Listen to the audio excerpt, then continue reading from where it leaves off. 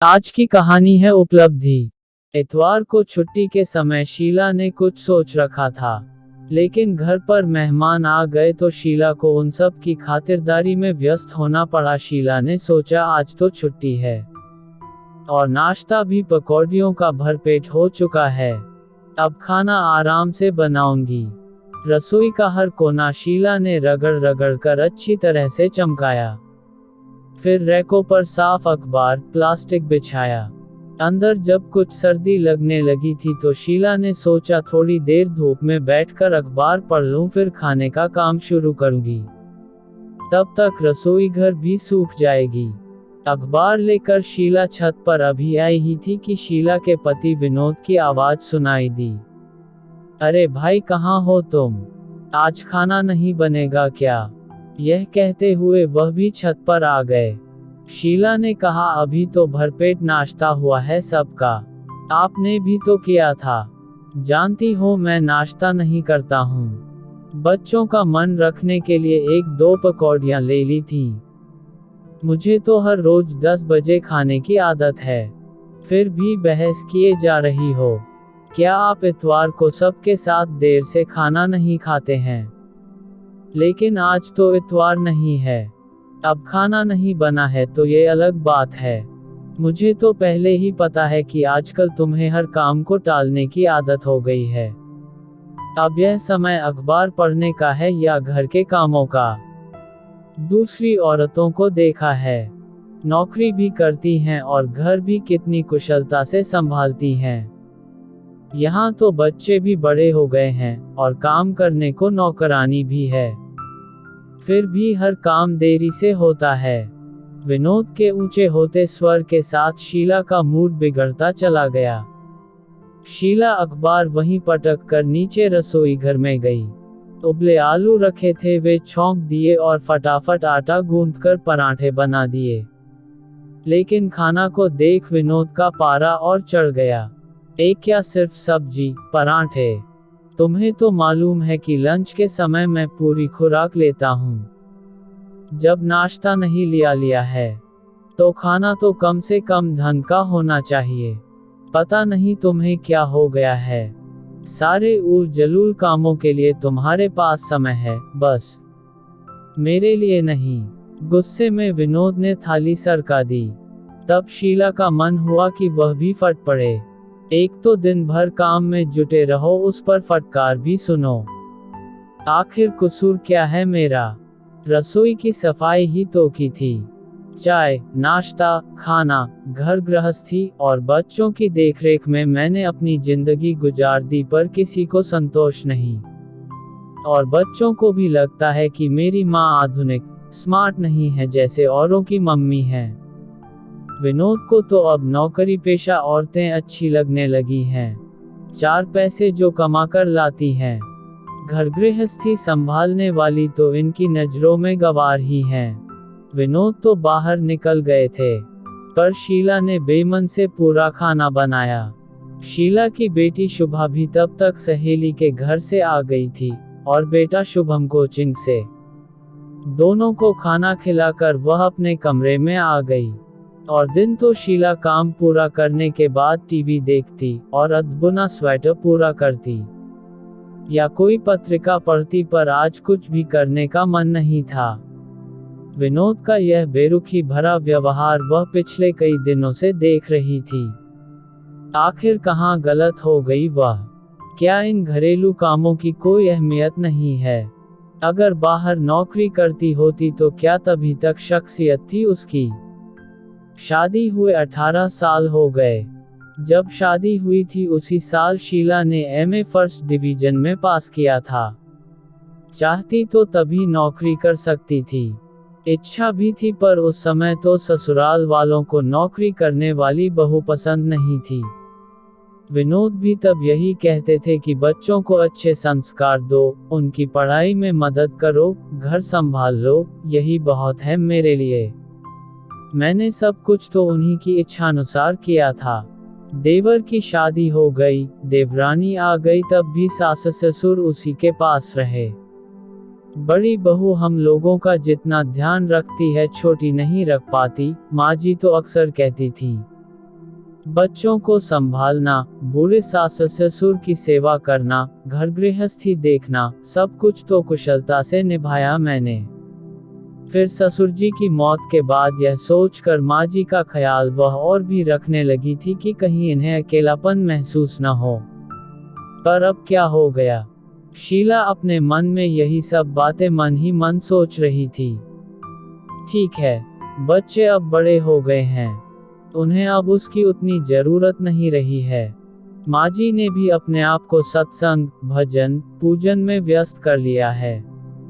विनोद का प्रमोशन हुआ है, तब से उनकी भी जिम्मेदारियां बढ़ गई हैं। मकान का लोन लिया है तो खर्चे भी बढ़ गए हैं। बच्चों की भारी पढ़ाई है, फिर शुभा की शादी भी 4 से 5 साल में करनी है। शायद इसी बात को ले कर विनोद को अब नौकरी पेशा औरतें अच्छी लगने लगी हैं। पर क्या देखते नहीं कि मेरी भी तो जिम्मेदारियां बढ़ गई है। सुबह 6 बजे से काम की जो दिनचर्या शुरू होती है तो रात को ही सिमटती है। फिर उन्हें ऐसा क्यों लगता है कि वह फालतू है? घर के सारे काम क्या अपने आप हो जाते हैं? और तो और शुभा जब से बाहर हॉस्टल में गई है और शुभम की कोचिंग शुरू हुई है, बाजार के भी सारे काम मुझे ही करने पड़ रहे हैं। पर नहीं, सबको यही लगता है कि वह फालतू है। सबको उससे शिकायतें ही शिकायतें हैं।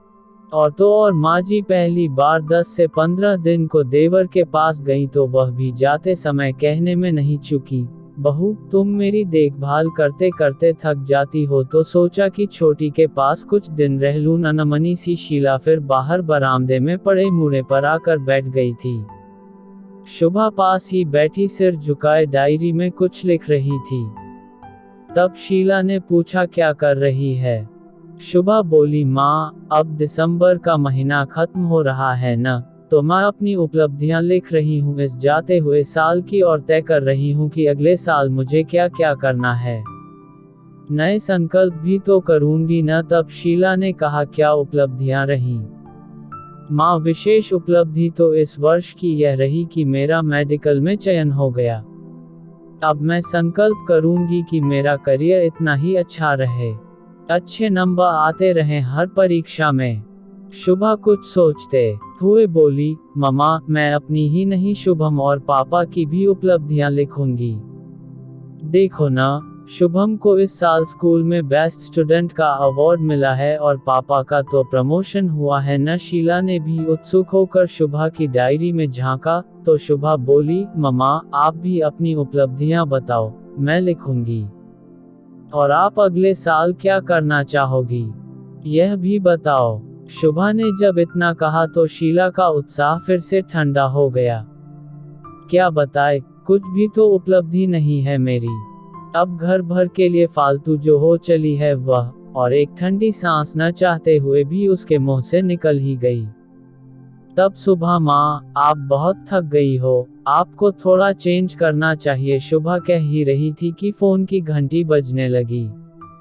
शुभा ने ही दौड़कर फोन उठाया था। मामा का फोन है, पूछ रहे हैं कि शेफाली की शादी में हम लोग कब पहुंच रहे हैं। लो बात कर लो। हाँ भैया आने का अभी तो कुछ तय नहीं हुआ है। बात यह है कि इन्हें तो फुर्सत है नहीं क्योंकि बैंक की क्लोजिंग चल रही है। शुभम के अगले ही हफ्ते बोर्ड के इम्तिहान हैं। लेकिन तुम तो आ सकती हो। शीला क्या जवाब दे यह सोच ही रही थी कि शुभा ने आकर दोबारा फोन ले लिया और बोली मामा हम लोग भले ही ना आ पाए पर मम्मी जरूर जाएंगी। शुभा ने इतना कहकर फोन को रख दिया। माँ आप मामा के यहाँ हो आइए ना, शुभा आग्रह करते हुए बोली भोपाल है ही कितनी दूर, एक रात का ही तो सफर है। आपका मन चेंज भी हो जाएगा और नाते रिश्तेदारों से मुलाकात भी हो जाएगी। और फिर दोनों मौसियां भी तो आ रही हैं। माँ आप यहाँ की चिंता न करें, मैं घर संभाल लूंगी। बस पापा और शुभम का ही तो खाना बनाना है, फिर लीला बाई है ही मदद के लिए। बस आप तो अपनी तैयारी करो। जाने का ख्याल तो अच्छा लगा था शीला को भी, पर विनोद क्या तैयार हो पाएंगे। शीला अभी भी असमंजस में ही थी, पर शुभा ने विनोद को राजी कर लिया था। फटाफट दूसरे दिन का आरक्षण में ट्रेन का टिकट भी हो गया और शुभा ने मां की सारी तैयारी करवा दी। शादी की गहमागहमी में शीला को भी अच्छा लगा था। रात रात भर जागकर बहनों में गपशप होती रहती। सब रिश्तेदारों के समाचार मिले। भैया ने बेटी की शादी खूब धूमधाम से की थी। शेफाली के विदा होते ही घर सूना हो गया था। रिश्तेदार तो चल ही दिए थे, बहनों ने भी जाने की तैयारी कर ली थी। भैया, मुझे भी अब लौटना है, शीला ने याद दिलाया था। अरे, तुझे क्या जल्दी है? शोभा और शशि तो नौकरी पेशा हैं। उनकी छुट्टियां नहीं हैं, इसलिए उन्हें लौटने की जल्दी है, पर तू तो रुक सकती है। भैया ने सहज स्वर में ही कहा था, पर शीला को लगा जैसे किसी ने फिर कोमल मर्म पर चोट कर दी है। शीला फिर से अपने मन ही मन सोचने लगी कि सब व्यस्त हैं, वही एक फालतू है। वहां भी सब यही कहते हैं और यहाँ भी। भैया के बहुत कहने पर वह 2 दिन और रुक गई, पर लौटना तो था ही। बेटी वापस जाएगी। शुभम पता नहीं ढंग से पढ़ाई कर भी रहा होगा या नहीं। सब कुछ भूलकर उसे भी अब घर की याद आने लगी थी। स्टेशन पर सभी उसे लेने आए थे। माँ, बस दादी नहीं आ पाई आपको लेने, क्योंकि वह भी यहाँ नहीं है, पर उनके 2 फोन आ गए हैं और वे जल्दी ही वापस आ रही हैं। कह रही थी कि मन तो बड़ी बहू के पास ही लगता है। शुभा ने पहली सूचना यही दी थी। उधर शुभम कहे जा रहा था, आपने इतने दिन क्यों लगा दिए लौटने में? 2 दिन ज्यादा क्यों रुकी? अच्छा, पहले घर तो पहुँचने दे। शीला हंस कर रह गई थी। विनोद चुपचाप गाड़ी चला रहे थे। घर पहुंचते ही शुभा गरम चाय ले आई थी। शीला ने कमरे को देखा तो काफी कुछ अस्त व्यस्त सा लगा। तभी शुभा बोली, माँ, अब यह मत कहना कि मैंने घर की संभाल ठीक से नहीं की, और रसोई को देखकर तो बिल्कुल भी नहीं। आप तो बस चाय पियो और फिर अपना घर संभालना। शुभा ने माँ के आगे एक डायरी बढ़ाई तो वह बोली, यह क्या है?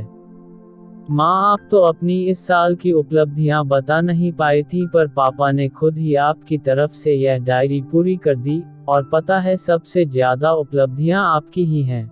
लो, मैं पढ़ूं? शुभा उत्साह से पढ़ती जा रही थी। हम सबको बनाने में आपका ही योगदान रहा। मेरा मेडिकल में चयन हुआ आपकी ही बदौलत। मैं एक बार मेडिकल में असफल हो गई थी, तब आप ही थी जिन्होंने मुझे दोबारा परीक्षा के लिए प्रेरित किया, और शुभम को स्कूल के बेस्ट स्टूडेंट का अवार्ड मिलना आपकी ही क्रेडिट है। सुबह जल्दी उठकर बेटे को तैयार करना, नाश्ते खाने से लेकर हर चीज का ध्यान रखना, उसका होमवर्क देखना, और तो और यह आपकी ही मेहनत और लगन थी कि पापा का प्रमोशन हुआ। पापा कह रहे थे कि जब कभी ऑफिस में किसी कारण से उन्हें लौटने में देर हो जाती तो आपने कभी शिकायत नहीं की, बल्कि उनकी गैरमौजूदगी में दादी को डॉक्टर के पास तक आप ही लेकर जाती रहीं। बस बस, अब बस कर, शीला ने शुभा को टोका था। उधर विनोद मंद मंद मुस्कुरा रहे थे। अब नया संकल्प हम सब लोगों का यह है कि तुम इसी तरह हम सब का ध्यान रखती रहो। विनोद के कहते ही सब हंस पड़े थे। उधर शीला को लग रहा था कि एक घना कोहरा, जो कुछ दिनों से मन पर छा गया था, वह अचानक हट सा गया हो।